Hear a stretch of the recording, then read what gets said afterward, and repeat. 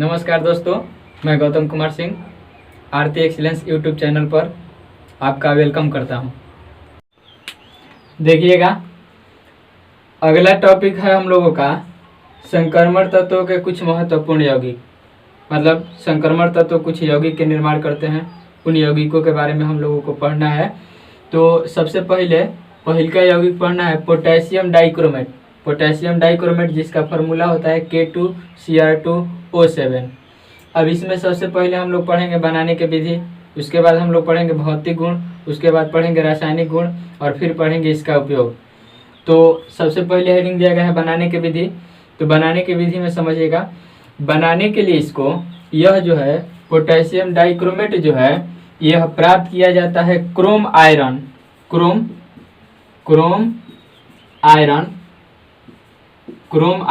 या इसी को क्रोमाइट अयस्क भी कहा जाता है। मतलब ये दोनों एक ही बात है, क्रोम आयरन कहिए चाहे क्रोमाइट अयस्क कहिए। इसका फार्मूला होता है FeCr2O4। ये फार्मूला होता है। क्रोम आयरन या क्रोमाइट अयस्क दोनों एक ही बात है और इसका फार्मूला FeCr2O4 होता है। तो पोटेशियम डाइक्रोमेट जो है इसके द्वारा बनाया जाता है, इसके द्वारा प्राप्त किया जाता है, इसी से बनाया जाता है। बनाने के लिए 3 चरणों में काम किया जाता है। वो कौन कौन सी चरणें होंगी हम लोग बारी बारी से इसको पढ़ेंगे। पहले इसके बारे में थोड़ा सा 2 लाइन लिखा जाए। तो लिखिएगा, यह क्रोमियम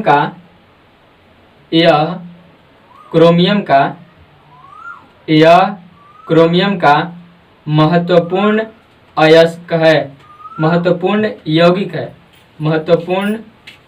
है। यह क्रोमियम का महत्वपूर्ण यौगिक है जिसे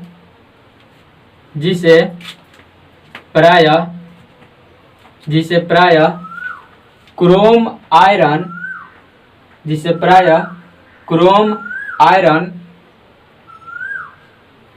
या क्रोमाइट अयस्क, उसी को क्रोमाइट अयस्क बोलते हैं, या क्रोमाइट अयस्क ब्रैकेट में फार्मूला आई,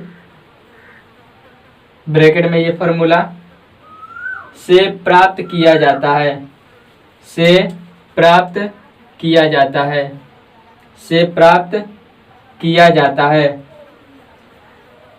क्रोम आयरन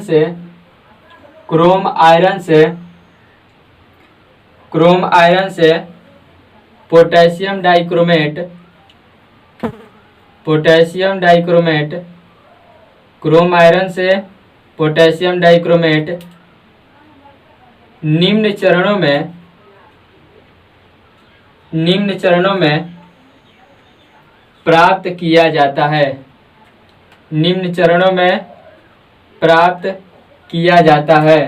ऐसे लिखना है, ऐसे प्राप्त किया जाता है।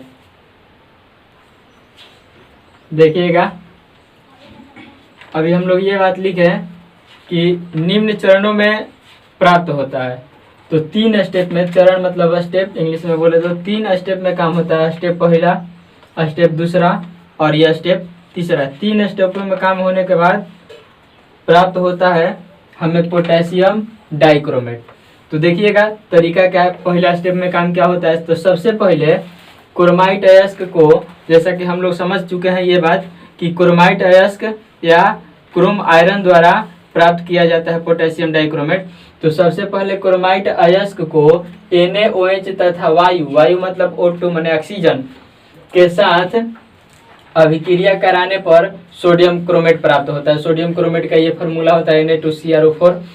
तो बोला गया कि क्रोमाइट अयस्क को या क्रोम आयरन को NaOH और वायु के साथ पहले अभिक्रिया कराएंगे और अभिक्रिया कराएंगे तो प्राप्त होगा सोडियम क्रोमेट Na2CrO4, जो कि यहाँ पे कराया गया है। देखिए ऑलरेडी हम संतुलित समीकरण लिखे हैं। तो यहाँ पे क्रोमाइट अयस्क का ये फार्मूला है। क्रोमाइट अयस्क को NaOH और ऑक्सीजन के साथ अभिक्रिया कराया गया, जैसा कि यहाँ पे बोला गया है थ्योरी में। तो उसके अकॉर्डिंग हम लोग क्रोमाइट अयस्क और NaOH तथा O2 के साथ अभिक्रिया कराया गया और अभिक्रिया कराने के बाद बोला गया कि सोडियम क्रोमेट प्राप्त होता है। तो सोडियम क्रोमेट यहाँ पे प्राप्त हुआ। आयरन और ऑक्सीजन मिल करके Fe2O3 बनाया जिसको हेमेटाइट बोलते हैं, और हाइड्रोजन और ऑक्सीजन मिल करके H2O के निर्माण किया। ये बात लिखा गया यहाँ पे स्टेप 1 में, यानी कि स्टेप में सोडियम क्रोमेट प्राप्त हुआ हम लोगों को। अब इस प्रकार से जो सोडियम क्रोमेट प्राप्त हुआ, नीचे वाला सेकेंड स्टेप में लिखा गया है कि प्रक्रिया करने के बाद जो सोडियम क्रोमेट प्राप्त हुआ, इस सोडियम क्रोमेट की अभिक्रिया आपकी बार सल्फ्यूरिक अम्ल के साथ कराया जाएगा, जो कि यहाँ पे देखिए H2SO4 सल्फ्यूरिक अम्ल है। तो कराने के फलस्वरूप सोडियम डाइक्रोमेट प्राप्त होता है। तो इसकी अभिक्रिया इस प्रकार, सोडियम क्रोमेट की अभिक्रिया H2SO4 के साथ कराने पर सोडियम डाइक्रोमेट प्राप्त होता है। तो यहाँ पे समीकरण ऑलरेडी संतुलित समीकरण लिखा गया है कि ये सोडियम क्रोमेट है, इसकी अभिक्रिया सल्फ्यूरिक अम्ल के साथ जैसे ही कराया गया तो यहाँ पे प्राप्त हो गया है सोडियम क्रोमेट, सोडियम डाइक्रोमेट, और सोडियम डाइक्रोमेट प्राप्त हुआ। सोडियम और SO4 मिल करके Na2SO4 बनाया, हाइड्रोजन और ऑक्सीजन मिल करके जल बनाया है। तो पहला स्टेप में हमें क्रोमाइट अयस्क से सोडियम क्रोमेट प्राप्त हुआ, दूसरा स्टेप में सोडियम क्रोमेट से सोडियम डाइक्रोमेट प्राप्त हुआ, और तीसरा स्टेप में जो ये सोडियम डाइक्रोमेट प्राप्त हुआ है, इस सोडियम डाइक्रोमेट को KCl के साथ गर्म किया जाता है। पहले का काम सबसे पहले गर्म करेंगे इसको, मतलब सोडियम डाइक्रोमेट को KCl के साथ गर्म करेंगे, और गर्म करने के बाद फिर उसको ठंडा करेंगे। इसीलिए यहाँ पे एरो के निशान के ऊपर लिखा गया है 1 नंबर दे के रोमन अंक में गर्म करते हैं, और फिर 2 नंबर दे के लिखा गया कि ठंडा करते हैं। मतलब सोडियम डाइक्रोमेट को KCl के साथ सबसे पहले गर्म करेंगे, गर्म करने के बाद उसको ठंडा करेंगे, तो हमें प्राप्त होगा पोटेशियम डाइक्रोमेट, और साथ में NaCl लवण निकलेगा। तो ये पोटेशियम डाइक्रोमेट प्राप्त हुआ, और पोटेशियम डाइक्रोमेट का जो रंग होता है नारंगी लाल होता है, मतलब ना ही लाले कहा जाए पूर्ण रूप से, और ना ही नारंगी, मतलब नारंगी लाल होता है यहाँ पे। तो स्टेप 3 में लिखा गया ये बात। इसका मतलब ये है कि क्रोमाइट अयस्क को सबसे पहले सोडियम क्रोमेट बनाएंगे, और उस सोडियम क्रोमेट की अभिक्रिया जब हम लोग H2SO4 के साथ कराएंगे तो सोडियम डाइक्रोमेट प्राप्त होगा, और उस सोडियम डाइक्रोमेट को यदि गर्म किया जाए KCl के साथ और गर्म करके ठंडा किया जाए तो नारंगी लाल रंग का क्रिस्टल प्राप्त होता है। क्रिस्टल मतलब ठोस प्राप्त होता है, और इसी को कहा जाता है पोटेशियम डाइक्रोमेट। इस प्रकार पोटेशियम डाइक्रोमेट प्राप्त किया जाता है। तो इसको लिख लेना है। और देखिए बनाने के विधि के बाद अब पॉइंट बी पढ़ना है। ए पॉइंट में हम लोग पढ़े थे, 1 नंबर में पढ़े थे हम लोग बनाने का विधि, मतलब पोटेशियम डाइक्रोमेट बनाएंगे कैसे, ये बात हम लोग पढ़े थे। और अब की बार बी पॉइंट में हम लोग पढ़ने वाले हैं उसका भौतिक गुण क्या होता है, उसका भौतिक गुण, ये बातें हम लोग समझेंगे। तो यह जो होता है, जैसा कि हम लोग बनाते वक्त ही लिखे थे कि यह जो होता है नारंगी लाल रंग का क्रिस्टल होता है, मतलब ठोस होता है, और यह जो है 670 केल्विन ताप पर पिघलता है। यह 670 केल्विन ताप पर पिघलता है, और यह ठंडे जल में अल्प घुलनशील तथा गर्म जल में अति घुलनशील होता है। मतलब ये बात बतलाया गया कि यह ठंडे जल में अल्प घुलनशील मतलब कम घुलता है, और गर्म जल में ज़्यादा तेजी के साथ घुलता है। यही इसका भौतिक गुण है। तो लिखा जाए इसके बारे में, लिखिएगा, यह नारंगी लाल रंग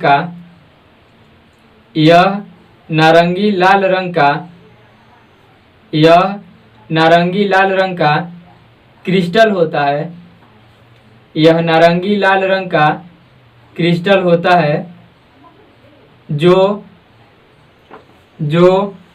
670 केल्विन ताप पर पिघलता है, 670 केल्विन ताप पर पिघलता है, तथा यह ठंडे जल में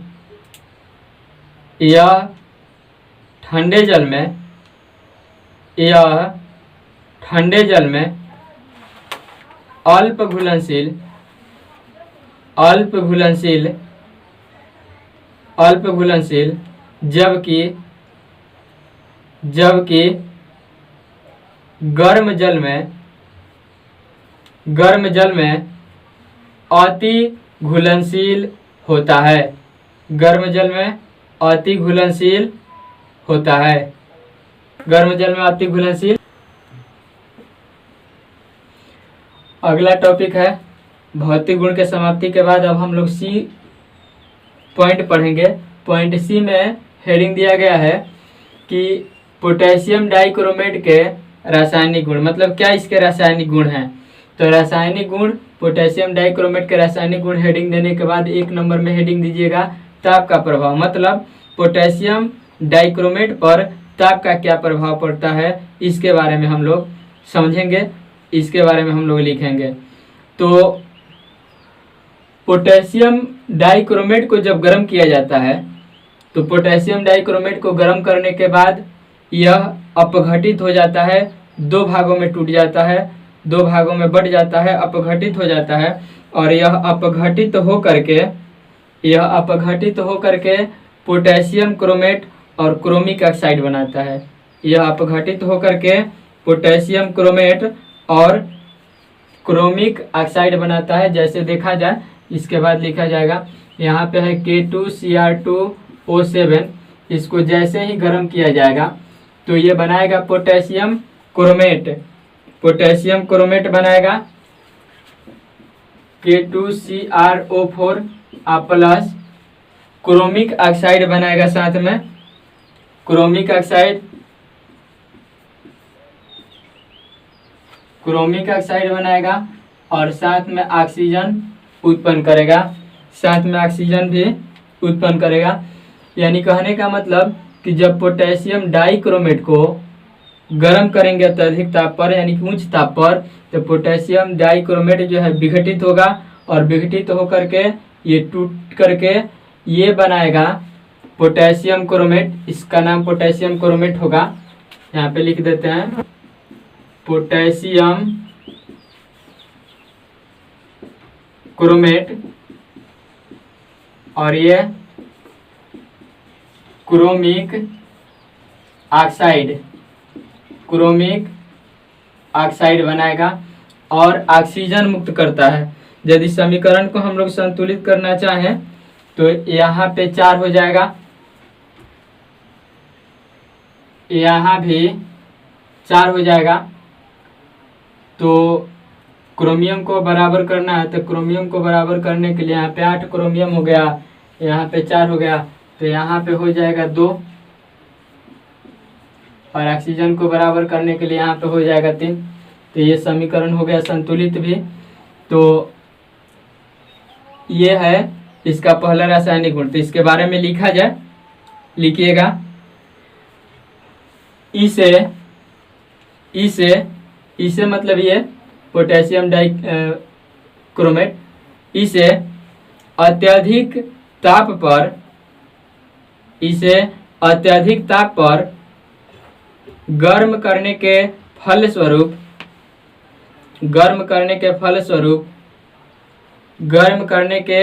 फलस्वरूप पोटेशियम क्रोमेट, यहाँ पे पोटेशियम क्रोमेट लिखे हैं, ब्रैकेट में फार्मूला ये वाला लिख लीजिएगा, पोटेशियम क्रोमेट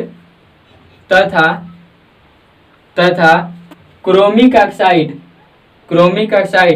ब्रैकेट में ये फार्मूला प्राप्त होता है। क्रोमिक ऑक्साइड ब्रैकेट में ये फार्मूला प्राप्त होता है। इतना लिखने के बाद ये समीकरण लिख लेना है।